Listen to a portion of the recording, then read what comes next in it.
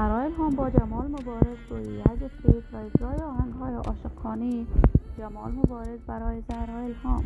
آیا با واقع زهرا الهام با جمال مبارز ازدواج کرده است؟ زهرا الهام با جمال مبارز در کدام کشور بوده است؟ فرزندان جمال مبارز نزد کیست؟ با حمایت و تشویق فراوان آریانا سعید در جمال مبارز اصلا باورتان نخواهد شد. من در این ویدیو بیرامون حقایق همین ماجرا خواهم پرداخت. از سر راه با کانال دنیای خوب باشید.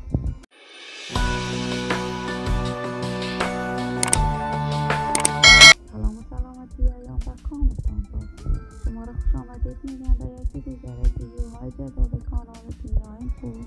برای دوست شدن با این کانال علامت سابسکرایب را فشار دهید تا ویدیوهای دیگر کانال دنیای خوب هم آگاه شوید.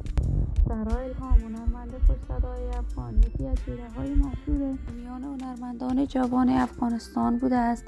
زهرا الهام شهرت و محبوبیت خاص هنری‌اش را بعد از اشتراک در برنامه ستاره افغان تلویزیونی طلوع کسب کرد و علاقه‌مندان و طرفداران صدایش اکنون بیشمار بوده است. بالخصوص وی تحت حمایت خاص مردم هزاره و آریانا سعید قرار دارد. زهرا الهام با یک برادرش در کشور استرالیا زندگی می کند. زهرا آهنگ‌های جدیدش با لیلا خان هنرمند پاکستانی در میان جوانان افغان و پاکستانی گل کرد. زهرا الهام چندین باری است با جمال مبارز در رابطه عاشقانه قرار گرفته است و قرار است زهرا الهام با جمال مبارز در کشور استرالیا روی یک استیج کنسرت بزرگی را برگزار کند و آهنگ‌های دوگانه عاشقانه بسرایند. زهرا الهام در کشور استرالیا مدت 6 ماهی می شود کاملا از هنر موسیقی دور بوده است.